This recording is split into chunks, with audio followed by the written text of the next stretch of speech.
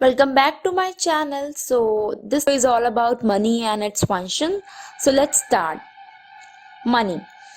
Money can be anything which can be used for exchange of goods and services, but it should be chosen by a common consent. Example, in ancient time we use gold and silver coins to buy something. These days we use paper money or cards like debit and credit cards, which is plastic money. But why all these things are considered as money? The answer lies in the definition of money.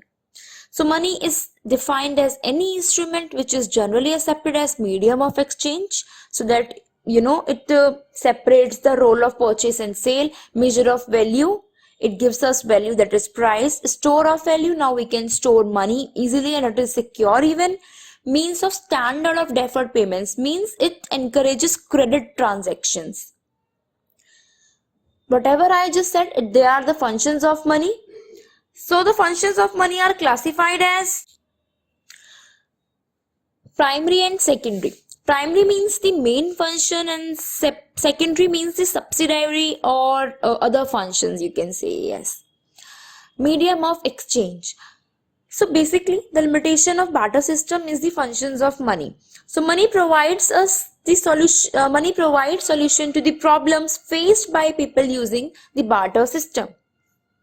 Medium of exchange means we can use money to buy or sell, to make payments for all the transaction of goods and services, as money has the quality of general acceptability.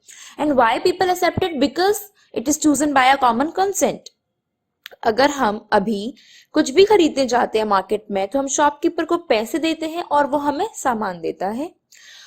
तो जो हमें barter system में problem आती थी, lack of double coincidence of wants, वो जो major problem थी वो सॉल्व हो गई. अभी क्या है, आपका जो परचेस और सेल का जो एक्टिविटीज है वो अलग हो चुकी है. But in the barter system you simultaneously do two roles, one is of purchaser and another one is of seller. लेकिन यहाँ पे आपका purchase और sale दोनों का जो role है वो different हो चुका है. ठीक है. Another one is measure of value. One of the major difficulty of barter system is that we don't have a common denomination, means common unit in which the value of all goods and services to be measured, to be expressed. लेकिन ये problem भी solve हो गई price के आने से. अब हमारे पास एक सिंगल चीज है, वो है प्राइस. ठीक है. सपोज करो कि आपके पास, आपको ये देखना है कि आपने कितना एक्सपेंडिचर करा. आपके पास तीन चीजें हैं. One is onion which is measured in KG, one is milk which is measured in litre, cloth which is measured in metre और यू कैन से सेंटीमीटर. ठीक है. तो अभी आपके पास एक यूनिट केजी की है, लीटर की है और मीटर की है. जब तक आपके पास इन तीनों को कन्वर्ट करने के लिए कॉमन यूनिट नहीं होंगी, तब तक आप इनकी सही वैल्यू नहीं फाइंड कर सकते हैं. अगर आपसे कोई कहे कि आप अपना मंथली एक्सपेंडिचर बताएं और आपके पास कोई कॉमन यूनिट ही नहीं है, तो आप तो सिर्फ इनको क्लब अप कर दोगे. आप ये बोलोगे मैंने तो इतना केजी अनियन खाया था, इतना लीटर मिल्क, इतना क्लोथ परचेस किया था. बट एक्चुअली में जो उनकी वैल्यू है वो क्या है वो हमें नहीं पता चलेगी. लेकिन प्राइस के आने से हमारी वो प्रॉब्लम भी सॉल्व हो चुकी है. तो it is one of the major problem. अब हमारे पास प्राइस आ चुका है. It facilitates maintenance of business account. ठीक है. अभी जो मैंने एग्जांपल दिया वो ही है यहाँ पर. अभी जब हम अकाउंट्स मेंटेन करते हैं तो हम उसमें जो भी सारी चीजें होती हैं हम उसको रुपीज में लिखते हैं. लाइक हम इंडिया की बात करेंगे तो वो सारी चीजें रुपीज में आती हैं. ठीक है. अगर वो हम ऐसे लिख देते कि हमने तो इतना ब्रिक्स लिए, यहाँ से इतना रॉ मटेरियल, हमने यहाँ से इतना रॉ मटेरियल लिया, यहाँ से हमने इतने केजी ये वाला सामान लिया, तो बहुत डिफिकल्ट हो जाता कि आप बिजनेस अकाउंट्स को मेंटेन नहीं कर सकते थे. तो लेकिन एक हमारे पास एक सिंगल यूनिट आई जो कि प्राइस है, जिसकी वजह से अब हमारी मेजर डिफिकल्टीज जो थी वो सॉल्व हो गई. नाउ सेकेंडरी फंक्शंस भी हैं. जो अदर फंक्शंस है, standard of deferred payments. Previous video में भी मैंने बताया था कि डेफर्ड का मतलब होता है कि आपने किसी चीज को थोड़ी देर के लिए रोक दिया है. ठीक है. यू जस्ट स्टॉप इट, आप जो पेमेंट है आप उसको नहीं, तो यहाँ पे हम उसको पेमेंट की कॉन्टेक्स्ट में कहेंगे डेफिनेटली, ठीक है। डेफर्ड का मतलब होता है आपने किसी चीज को पोस्टपोन कर दिया है, थोड़े टाइम के लिए स्थगित कर दिया है, ठीक है। स्टैंडर्ड ऑफ डेफर्ड पेमेंट्स का अब यहाँ पे कैसे देखते हैं हम। मनी ने क्या करा, money has encourage credit transaction. Credit यहाँ पे सिंपल मतलब है उधार, और क्रेडिट कार्ड्स भी होते हैं, तो हम उस कॉन्टेक्स्ट में भी यहाँ पे बोल रहे हैं। उसकी वजह से क्या हुआ, there is ease in borrowing and lending operations, because in barter system there are number of difficulties faced by people which we already discussed in our video, ठीक है।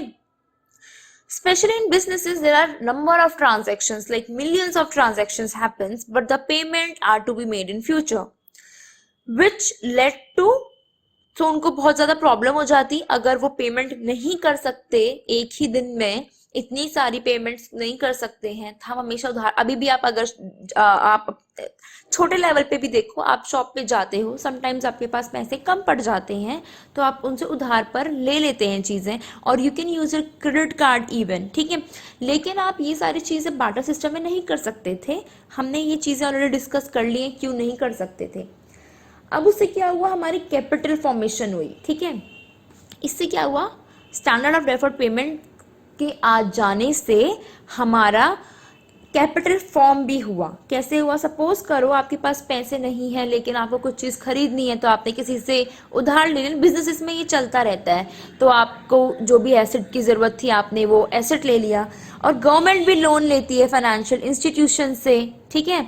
तो आपने गवर्नमेंट जो लोन लेती है वो फिर उसको स्पेंड करती है, डेवलपमेंट में स्पेंड करती है, फिर उसको जो भी अपने खर्चे करने होते हैं, फाइनेंस करना होता है जो भी, वो उसमें करती है, ठीक है। And ultimately it all leads to economic development. तो मनी ने हमारी बहुत सारी प्रॉब्लम्स सॉल्व करी हैं। Now the one of the other main problem is store of value. Money को स्टोर करना इजी है क्योंकि बहुत ज़्यादा स्पेस नहीं चाहिए होता है। अगर आप एक मतलब not 1 year but yes you can save money in banks, you can save money in form of assets, even assets मतलब गोल्ड में आप उसको सेव कर सकते हो, आप उसको बहुत सारी चीज़ों में सेव कर सकते हो मनी को। हम मनी को स्टोर क्यों करें, क्योंकि मनी बहुत ही लंबे टाइम तक एक्सेप्टेबल होती है। सेविंग जब हम करते हैं मनी की, बैंक्स में रखते हैं हम, वो ज़्यादा सिक्योर होता है इन टर्म्स ऑफ कि आप गुड्स को सिक्योर करें, क्योंकि जो गुड्स होते हैं उनमें प्रॉब्लम आती है, वो ड्यूरेबल नहीं होते हैं, वो पेरिशेबल होते हैं, वो उनमें बहुत सारी प्रॉब्लम्स, इतना बड़ा स्पेस चाहिए होता है, तो ऐसी बहुत सारी प्रॉब्लम्स हैं। बट मनी के आ जाने से हमारी सारी प्रॉब्लम सॉल्व हो गई हैं। नाउ मैंने अभी जो जो भी बोला it's all written here, so you can refer these slides.